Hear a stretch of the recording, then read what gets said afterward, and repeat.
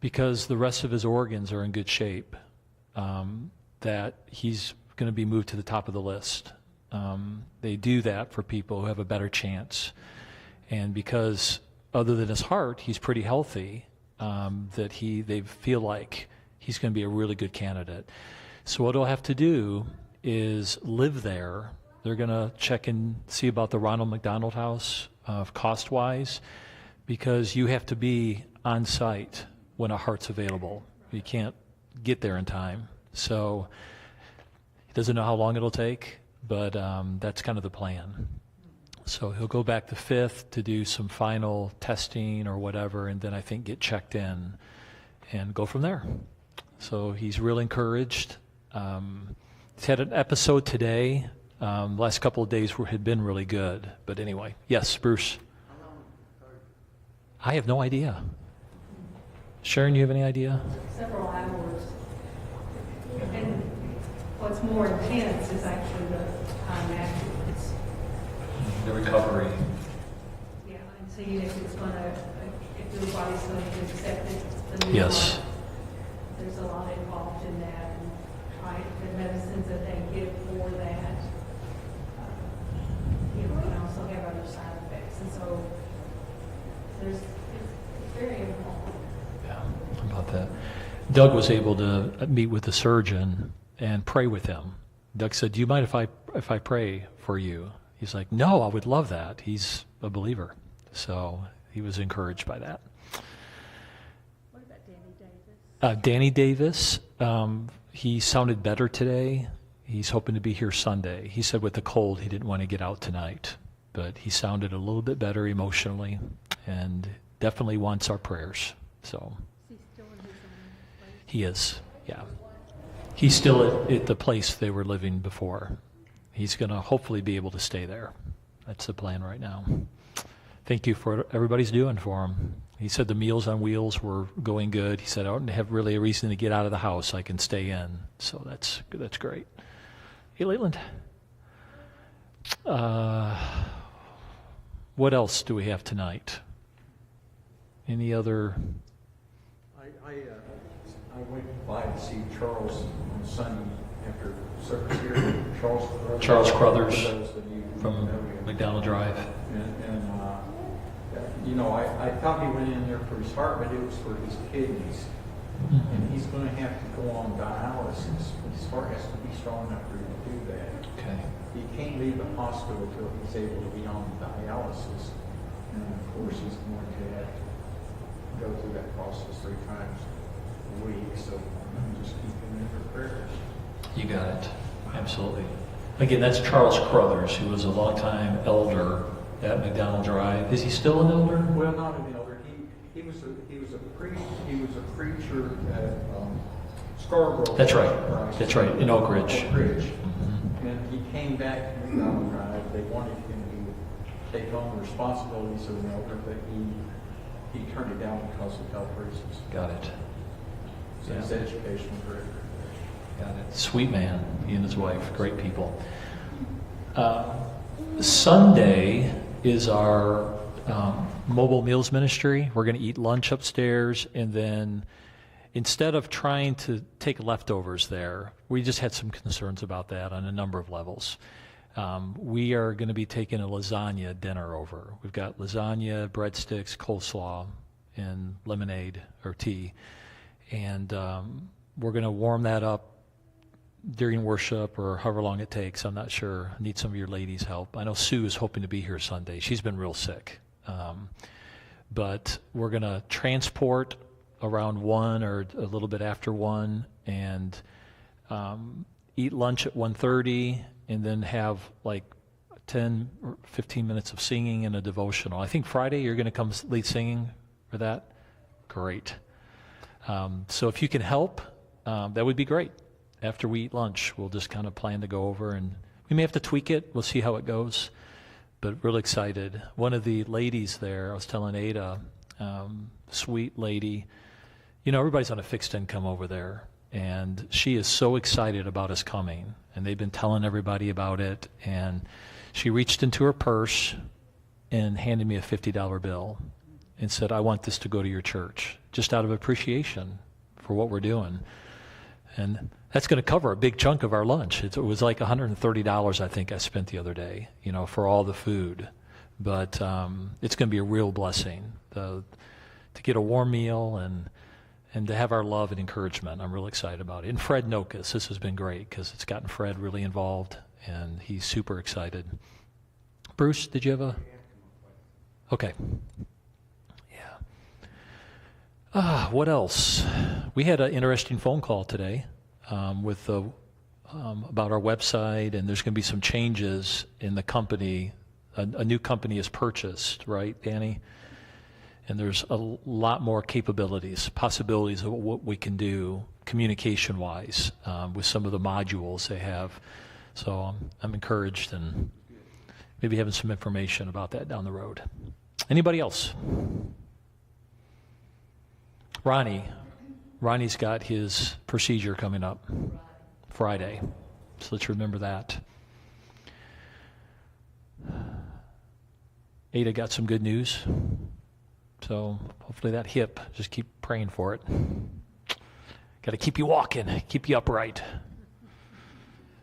Spencer's grandmother passed away, and also they're about to move into their new house Friday. So they're busy trying to paint and get everything ready for that. Did I say that right? Saturday. Okay. Yeah. All right, let's pray. Lord, thank you that we can be together tonight. We're looking forward to talking more about Matthew 14, Lord, the feeding of the multitude. Lord, thank you for Greg, the great presentation he gave us Sunday from your word about this feeding, and help us tonight as we talk more about that and the implications of that and what Jesus was trying to reveal in this miracle. God, you've heard our conversation tonight of the people that we love and care about. We've got folks that are dealing with flu and sickness and recovering from surgeries, and all of these, Lord, we just bring to you, Father. Thank you for this new year and for some of the new ministry opportunities we have, like our mobile meals ministry that's starting, and Embrace Grace and the work that's going on behind the scenes for that as it begins here in a few weeks, and Trauma Reboot that's going to be starting back up again. God, thank you for these opportunities we have to love on people and serve those in our community. God, again, bless our time tonight. In Jesus we pray. Amen.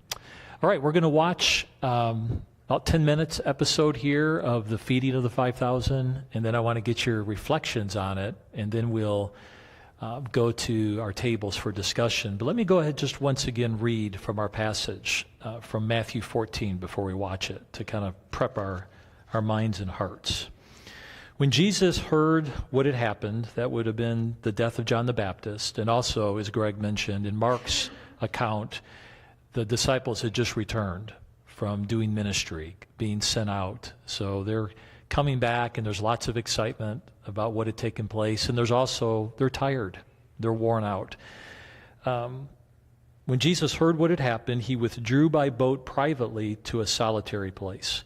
Hearing of this, the crowds followed him on foot from the towns. When Jesus landed and saw a large crowd, he had compassion on them and healed their sick. As evening approached, the disciples came to him and said, "This is a remote place, and it's already getting late. Send the crowds away so they can go to the villages and buy themselves some food."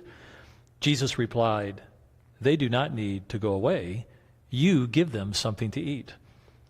"We have here only 5 loaves of bread and 2 fish," they answered. "Bring them here to me," he said. And he directed the people to sit down on the grass. Taking the 5 loaves and the 2 fish, and looking up to heaven, he gave thanks and broke the loaves. Then he gave them to the disciples, and the disciples gave them to the people.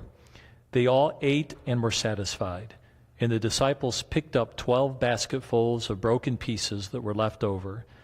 The number of those who ate was about 5,000 men, besides women and children.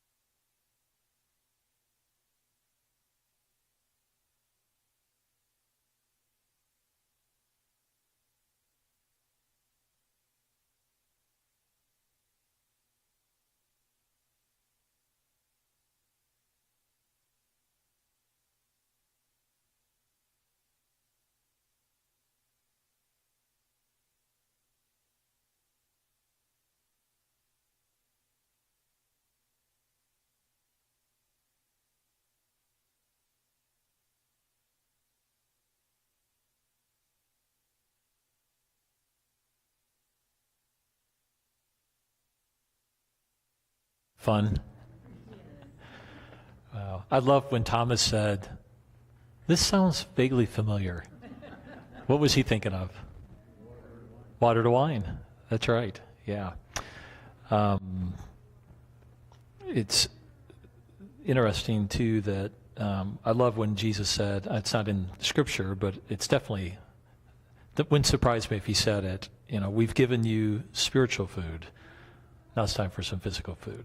And the order of that is pretty neat. He gave the most important thing first, which is the spiritual, but he wanted to honor their hungry bellies and help them. So, all right. Any observations? Anything you saw before we head to our tables? We'll just go to our tables. Y'all can talk your tables, so let's just do that. Thank you.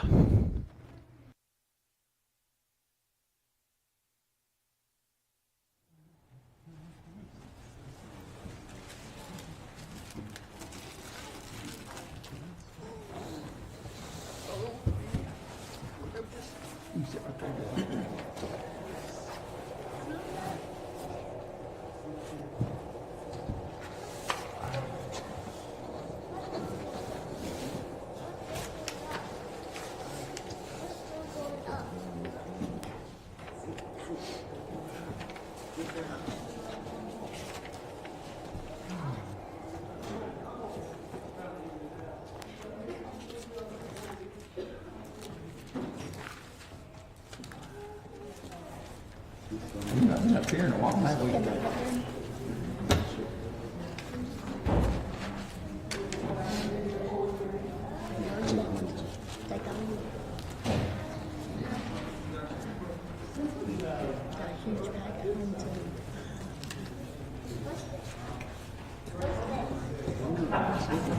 Watermelon.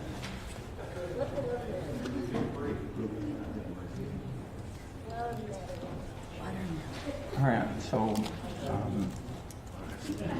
Mark went ahead and read the passage. So, first question is, after a busy day, how do you like to unwind? And if you had to feed 5,000 people at a picnic, what would you serve? Lasagna. We'll start with after a busy day, how do you like to unwind?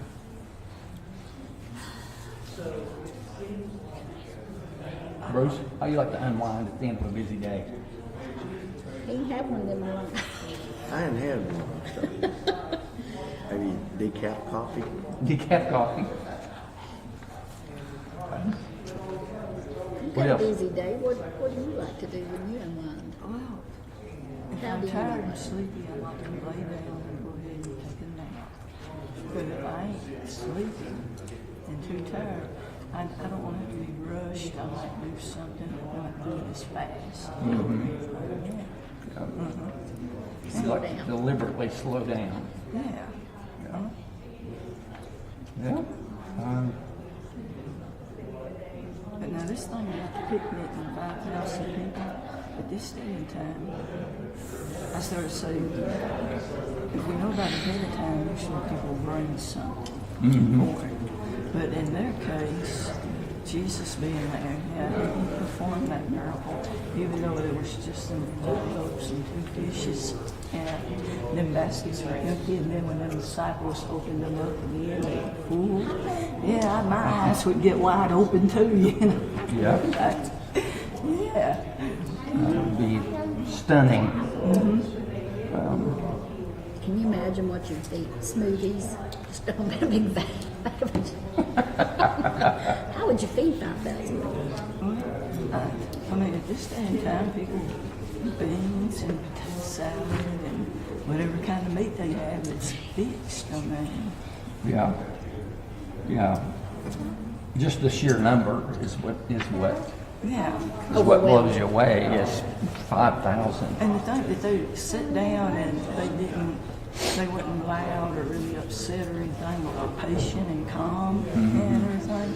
It was a good thing too. That helped a whole lot. And then, it may mention it later, but you've still got 12 basketfuls left over after you've fed everybody. So that's 5,000 plus the women and children. yeah. Yeah. Absolutely. which could be 5,000 more. Which could be easily that or more. I Yeah. mean, I had read somewhere that we could have been up to 20,000 or more. Yeah. I mean, you think about it, when we meet up here in the fellowship hall, There's how many people? 100? maybe Close to 100, it, yeah. maybe 100, 120, whatever. Yeah. I mean, that's a lot of people.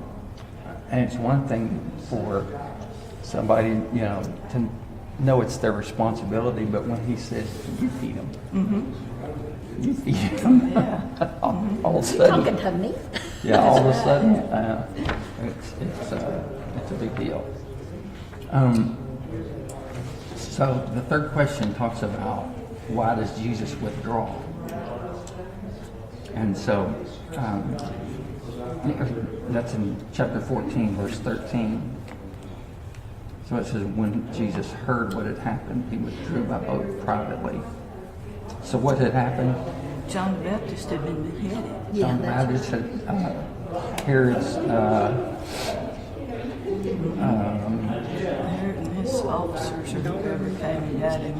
yeah, they had I forgot the lady After who wanted his When he stepdaughter or something? yeah Herodias, Oh, yeah, I remember this. Okay. the daughter of Herodias, danced. He wanted And to he know when. promised her an oath Yeah. to give whatever she asked, and she asked for John the Baptist's head. I can imagine.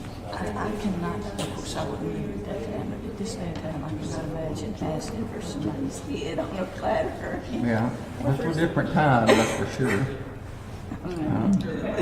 I said that John's disciples came and took his body and buried it, and then they went and told Jesus. And then verse 13 is when Jesus heard what had happened, he withdrew. Who was John the Baptist to Jesus? He was like a brother to him. He was his cousin. Yeah. Cousin, They were cousins. first cousin. Because when his mama was pregnant with him, Mary was pregnant with Probably Jesus. 6 months along. So it was he. I mean, I think he withdrew probably because he was Real close. upset. He was upset, yeah, and he just needed to be alone and to solitude and think and pray too. He always, when he withdrew, he was to pray. Yeah. So when you stop to have your cup of decaf coffee or you take your nap, Yeah. how do you feel when you get interrupted? Irritated. It don't bother me. I mean, Doesn't bother you? What about somebody wants to I'm talk kinda to all you? day, man. I Or if ain't somebody going. wants to talk to you in the middle of an Alabama football game Yeah. on the I don't phone? answer the phone. Okay, I don't answer the phone. answers the That's question. I give you. You ignored I tell totally. how many people call before. Or Don't- after. Yeah, Not don't different. even worry about it. It's the Yeah. waste. So that's why in this third question, after it said, why does Jesus withdraw? It says, how does he react to the interruption of all these people? Surprisingly, he's like, bring them on. It says, when he landed, he saw the large crowd, he had compassion on them, and he healed their sick. But as long as the people could see him and see where he was going, they went ahead and followed him and got as close Wherever as he they went. could to him. Yeah. Yeah, So, I can't even, I can't imagine can't doing even that either. imagine. I will. The only thing I can liken it to was when we were in Ghana, our family, and Davis and I, Davis and Ellen and Camille were young, quite a bit younger, and Davis and I were taking the trash to the dump, and people followed us Driving a vehicle or walking? walking. Okay. And so there were people, and they were following us and watching us as we went to the dump. And as we got to the dump, there were already people on the dump going through the trash. And Davis was stunned. Well, so was I, for that matter.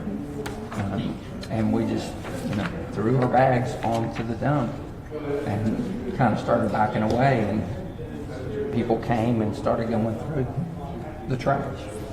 And there's just, people started, coming from all over. And that's the only thing I can even remotely liken that feeling to, but as far as just being, seeing other people and having compassion and thinking, wow, we have such different lifestyles and lives. But I definitely remember that. Anybody else got anything similar? It blows my mind, and I don't, it's like, how do you walk away from that? But I know Callie she was in China for a year before she had children, and she did mission work as a young bride, her and her husband. And then they had 3 children, and their youngest one was a baby, and they went to Vietnam for a year. And they lived in apartments, but right across the street from them, there was a dump, like a city dump. And people lived in the dump. Kids, families lived in the dump. And when they left with whatever clothes, whatever they had for their kids, they left it there for these kids that lived in the dump. They give all their stuff away and just come back and replenish. But it was just like, I can't even, in my brain, to go to the dump and know somebody's going to go through the trash. Yeah. Oh, yeah. And to see that on an ongoing basis just blows me away. And it even changed the way that we put our trash in our bags. We would make sure there wasn't anything in there that somebody could get cut by or hurt by. You usually don't do that No, when you you're don't think like that, but putting your trash in your trash can. that's compassion for the people. But yeah, just compassion. But reading of Jesus' reaction, where he has compassion on them. He's tired. He's not feeling great because of what he's heard about what happened to John the Baptist. And yet he's willing to do what? To heal. To heal all of them. All of them that came. It's just amazing. Wouldn't you have loved to have been able to heal all those people in that? I'll never forget, we went back and talked to Tommy about it the next day or so. Tommy said that was hard, wasn't it? He said, I remember that happening to him. So, number 4, what sensitivity do the disciples show initially? Well, they were willing to go buy food. But you could tell they were Like tired Yeah, but they were not thinking, and a little irritated. yeah. Well, I don't know how you think we're going to pull this off. Yeah, and panicked. Yeah, Yeah. Getting nervous. yeah. Yeah, I love Simon because he said if he wants to do something about it, he It'll will. happen. But I didn't quite catch what he was saying about he'll choose them. Yeah. I missed what he meant by that. Did anybody catch that? He'll choose them for what? Yeah. I didn't. I don't know. I don't know if he was saying he would choose taking care of all of them Over them. over just yes. whatever they're needing Oh, as yeah, the yeah. 12. We might go hungry, but those people are going to be fed. I don't know if that's what he meant, but I thought Yeah, that it was an kinda sounded that way. interesting statement.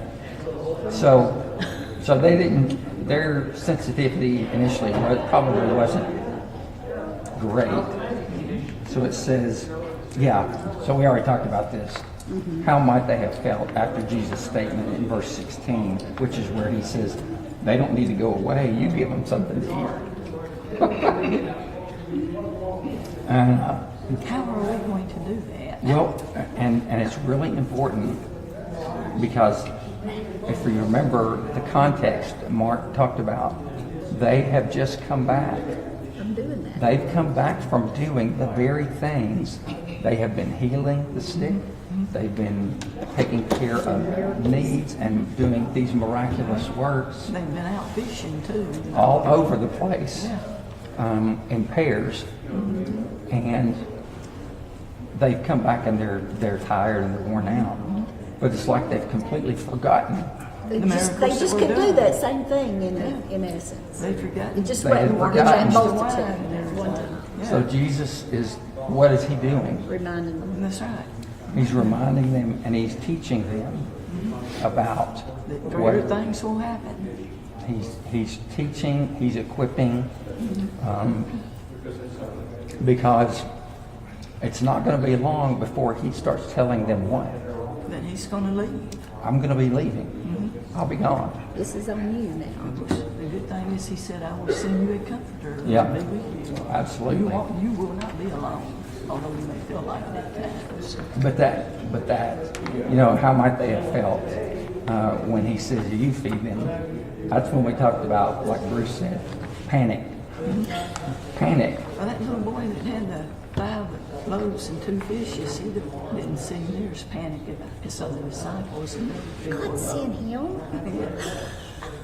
here I have these. Where did he come from? You Give know, this to I don't know. His sent him up His there. mama sent him probably with his food, but Said, this is all we've got, I but can we see give my it to I can Jesus. see my mama doing that. Yeah, sending it to Jesus because he's the one See your teaching mama and doing that. healing. So she was probably sending it up to Jesus Yeah. to feed them because Yeah, it's still amazing to think about.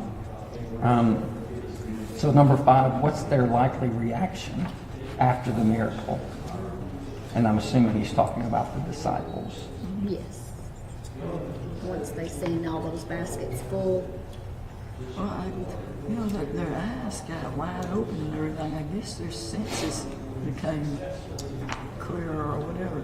But maybe they went back to the miracle of the water, the wine, or whatever, you know, and thought about that too and everything. And that this is the Lord, and He can do whatever He wants when He wants. Yeah. even if it is 5,000 plus. That's Yeah. Yeah, it doesn't really, it doesn't really It's tell not the us size. their reaction I was or going how they by, I was felt. going by that film and Oh, the yeah, places in the that's film what I and mean. everything. That's Yeah. you can only imagine. That's what they would have thought and how they would have reacted. And I think, in a way, I guess they felt relieved too that somebody Yeah. was able to do something so that all them people would Yeah. be dead and taken care Yeah. of. Yeah. And so some of them are stunned Yes. and they're like, "Can you believe this?" Others of them are not. So they're like, "I've seen this before. This is not. We should have remembered That's this. right. We should have remembered We that should have other had a miracle. little more confidence."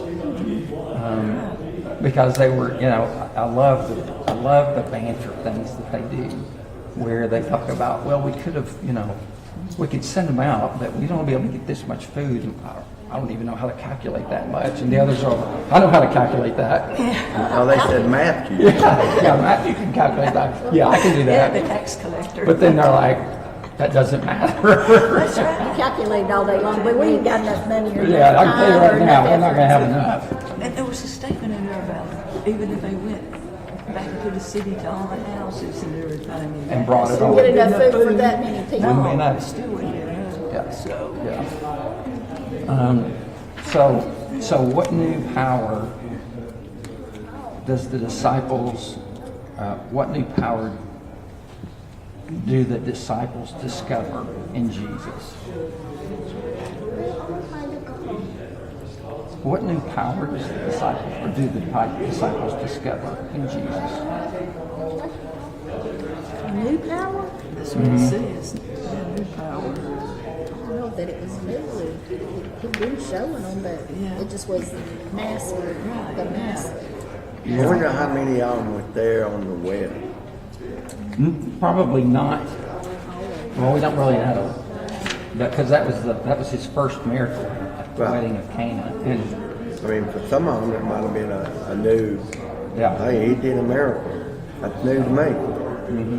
Or, some of them could have been at the wedding. Yeah, I mean, what was the timeline? yeah. I mean, you had a wedding January, and it was maybe the next January for these guys. Yeah. We don't Yeah, know. Don't really know for sure. But,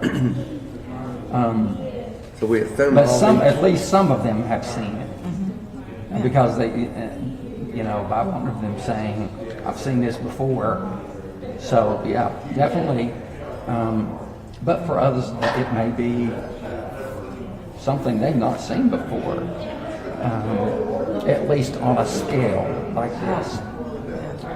I think that was the big part of it. They'd And the seen- compassion on the numbers. Yes. Most everything that he has been doing for people has been on a smaller scale, One-on-one almost. has And been on a lot smaller Individual. scale. So they're starting to see, maybe they've seen power and authority, but not this kind of power I think it was the and mass. authority. And the mass, which is amazing.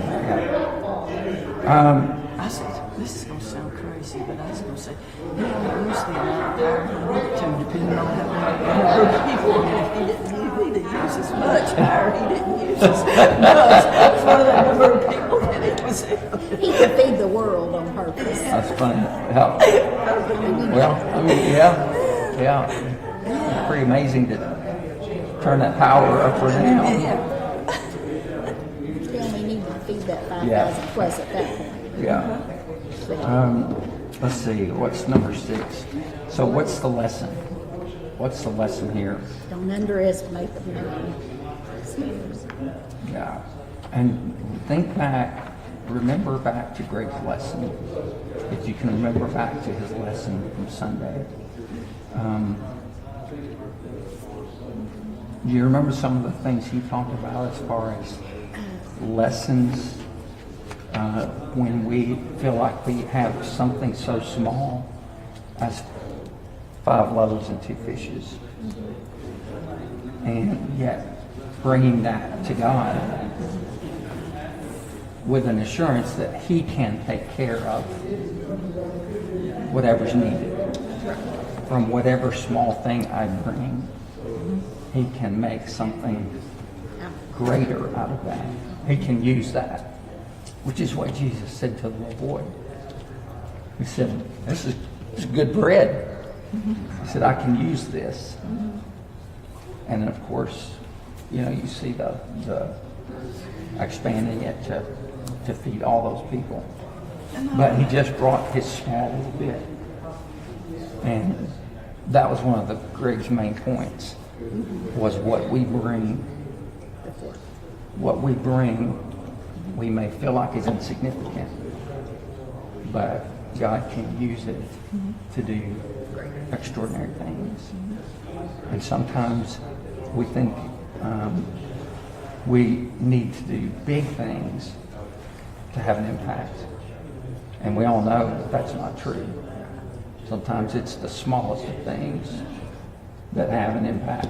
Like maybe when you bring some water to a certain family that likes a certain kind of water. And because you bring that water to them, they feel loved and encouraged by that. And to you, you're like, It's it's just just water. water. But to them, But to them, it's a big deal. I mean, that's the kind of thing I really think that Greg was talking about, was small things that we bring our 5 loaves and 2 fishes, but letting, Friday, you've been awfully quiet. What are you thinking? tired. What are you thinking? I don't know. I'm just thinking why. I mean, one would think he's a miracle worker. Okay. He's a miracle worker. So instead of making a fish and bread, he can just make them not to be hungry. Can what? He can just make them not to be hungry. I mean, True. one would think that he can make the crowd Yeah. not to He be could just remove the hunger. hungry, yes. Yeah. Just perform a miracle. But then he had a compassion If he become a human being in this situation, not a son of God, a human being, and felt the hunger. Well, he may have been hungry himself. Maybe, yeah, Yeah. give them food. Give them food. Yeah. And I don't know, I don't think it's in the Bible when he said that when he was teaching, he knew that they were hungry.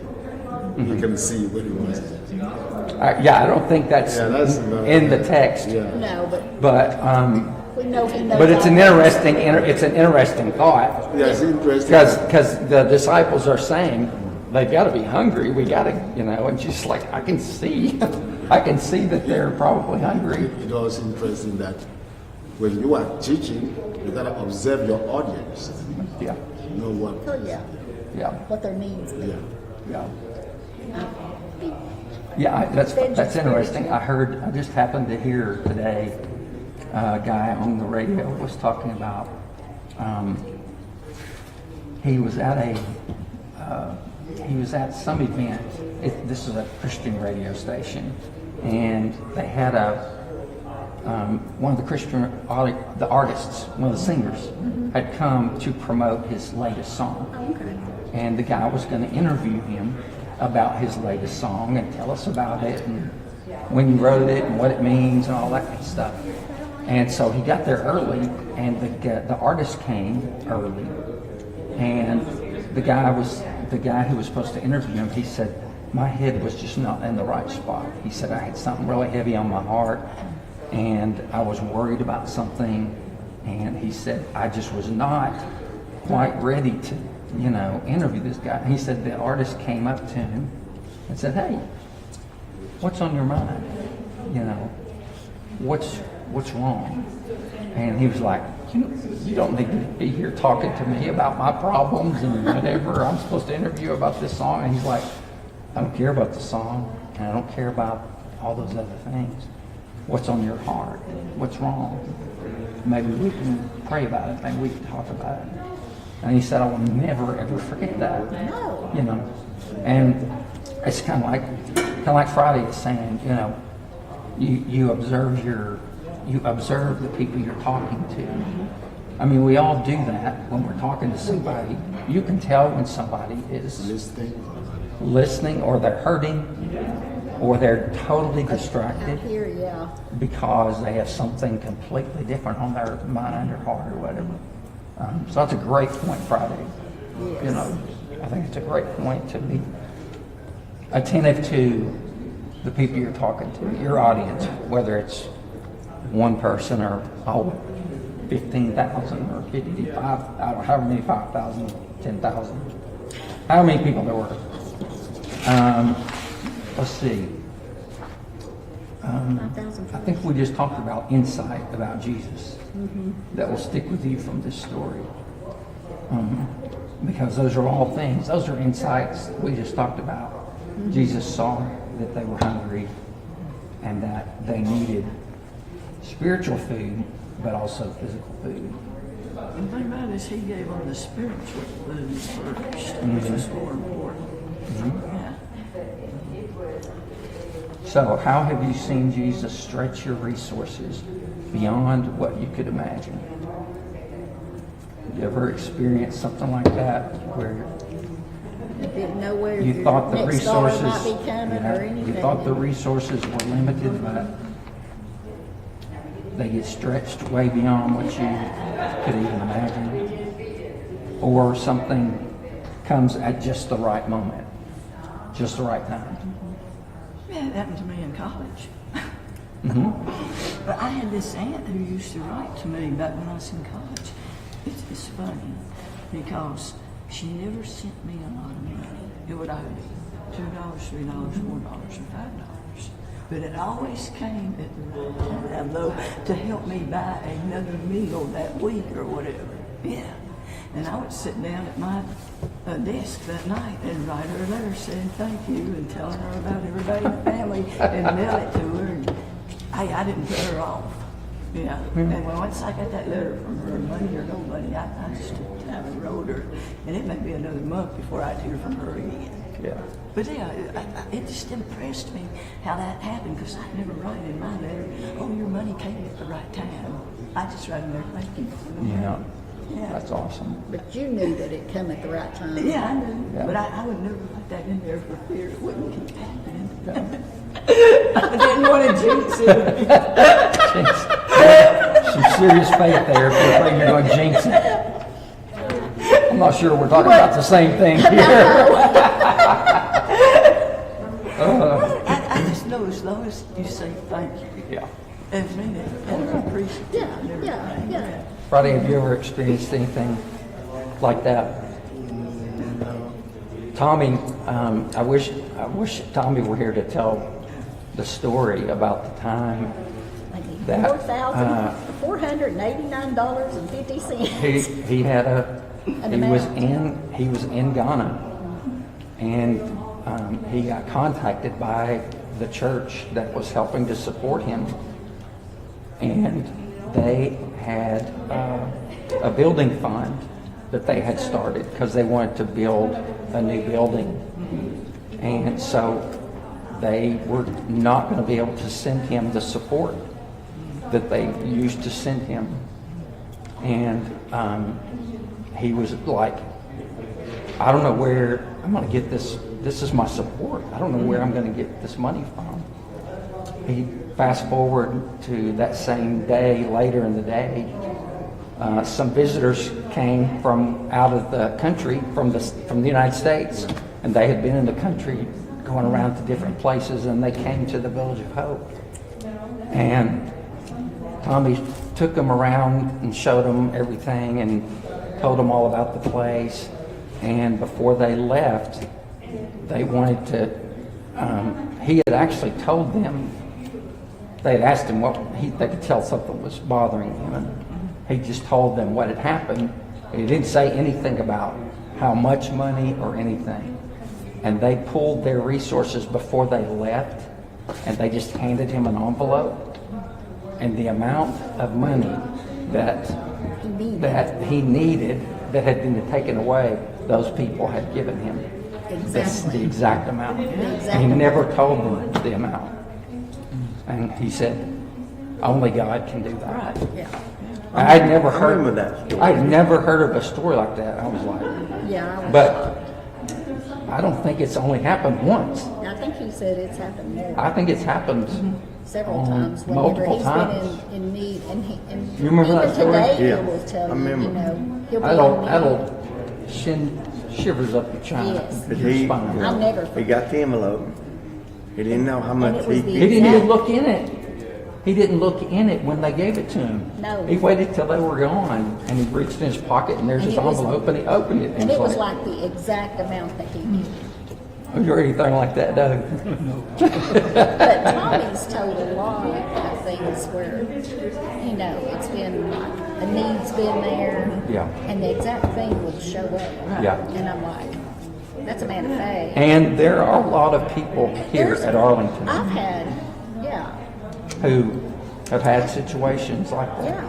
And you go, You can't explain it. I mean, Right. I've seen times when Everett worked for his family for a while when we were young and stuff, and he worked for them for a long time. And I'd say, Everett, did you get paid? We need, because we were real tight, raising two kids, and he'd say, no, Hot Shot needed, I'm not going to cash his check. And I'm going, we can't cash his check. But you worked all this time, you know, and I'm working, and his wife gets to stay at home and stuff like that, and then I just have to stop myself. Yeah. But, and then whatever I needed it for, it would always get taken care of, and somehow, some way, something would come up, and I was going, you know, I don't need anything that nobody wants to give me, you know what I mean? Right. You know, and it is like, so you can help people and not worry, because God's going to provide. Yeah. But you learn valuable lessons like that in different ways. Yeah. And I've learned I don't worry about anything I have no control over. Nothing. Right. Yeah. If I don't have control of it, I don't worry. That's right. It'll be taken care of. It'll either be taken care of, it'll happen, whatever. The worry is, if I can't change it, there's nothing for me to worry about. Right. But it took a long, long time to learn that. Those are hard lessons. Those are hard lessons. But the more that you experience them, much like these apostles, what they have seen, number one, what they had experienced themselves as individuals, they were able to go out and perform these miracles and do all of these things through the power of the Spirit and through the power that Jesus had given them. And then turning around and being in desperation, what are we going to do? We got to send them away. We can't do anything. Jesus is like, you feed them. Those are I'm giving you the. those are the lessons. Those are the hard lessons to learn. I wonder what they forgot after that. Well, one would imagine that they would remember a little more each time. Yeah. Oh yeah, remember? I don't think I would forget that one, Yeah. ever. Yeah. So well, I think that's it. So if anybody joined us online, we were glad that you were with us. Thank you guys.